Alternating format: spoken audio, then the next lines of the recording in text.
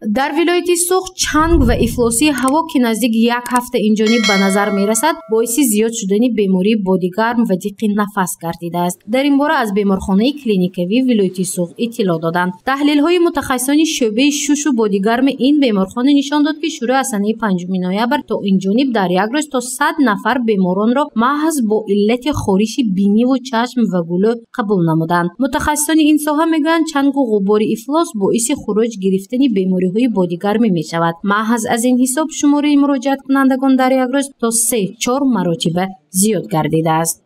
چیز بسیار حساب اینه که ما حاضر در نظر داریم فقط بادیگرمی از حساب چنگ. در این حالت بسیارتر شکایت بیماری بسیاری تشخیص‌های بادیگرمی راه نفس یعنی که استمی برانخیلی میگویند. بسیارتر همین چیز برای بیمار خطرناک هم مراجعت همین بیمار همین 4-5 روز آخر بسیارتر شده است.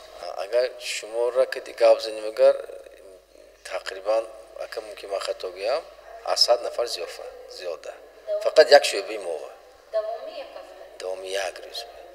اگر هفته پیش وقتی در فضای برخی از شهر و ناحیه‌های ولایت سوخ چنگ و غبار افلاس وجود نداشت، در یک روز به شعبه شوش و بادیگرم بیمارخانه کلینیکوی ولایت سوخ تا 30 نفر بیماران را قبول می‌کردند. اما مشاهده و تحلیل‌های دکتران بادیگرم شناس نشان می‌دهد که دوم 5 روز آخر بیش از 600 نفر ساکنان ولایت با خارش گلو و دیق نفس مراجعت نمودند که سبب اساسیش چنگ و غبار اتمسفر میباشد. این حساب چنگ بسیار بیماری‌ها بادیگرمی دارند. طاقت ناپذیری دارن با چنگ‌ها با همین چیزایی که به حساب میکروچستیت‌هایی که در درون چنگ هست به حساب بیماران همچون بادیگر تاثیر میکنند.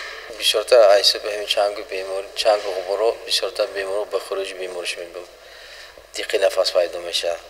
سلفاهای بسیار سلفاهای پیهم پیدا میشن که این چیز برای خروج بیماری بادیگرمی رول بنیاد بسیار بازی کرده است.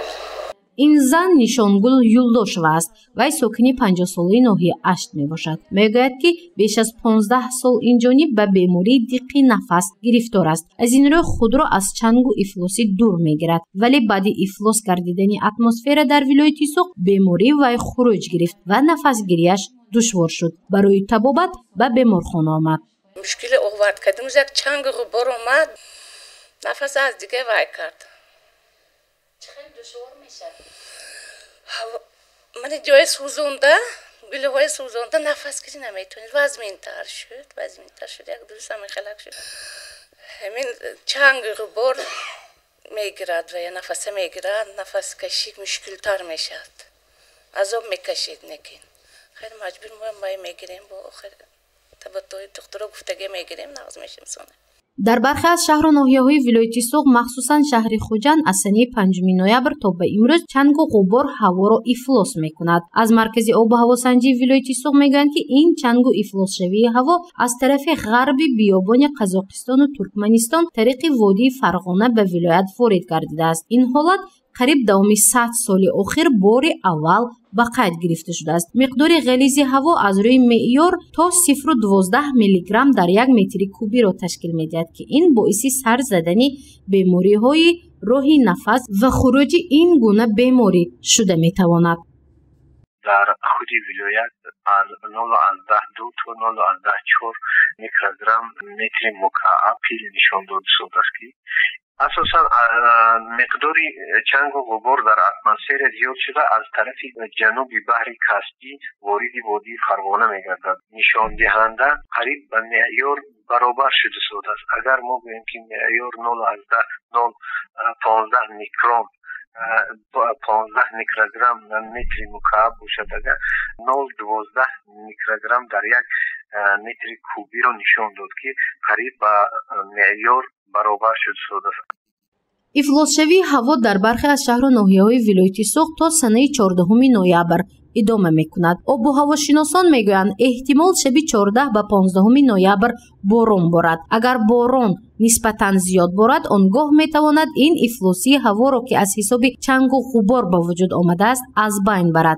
вале то имрӯз миқдори ғафси ифлосшавии ҳаво дар вилояти Соғд то ба 0,112 миллиграмм дар 1 метри кубӣ баромадааст, ки он қариб ба меъёр баробар гардидааст ва ин ҳолат давоми 1 аср бори аввал ба мушоҳида ва ба қайд гирифта шудааст. аз ин рӯ мутахассисон ва духтурони шушу бодигарм тавсия медиҳанд шахсоне ки бемории бодигарм ва диққи нафас доранд дар хона монанд, безарурат ба кӯча набароянд то бемории онҳо дигар бора авҷ нагирад.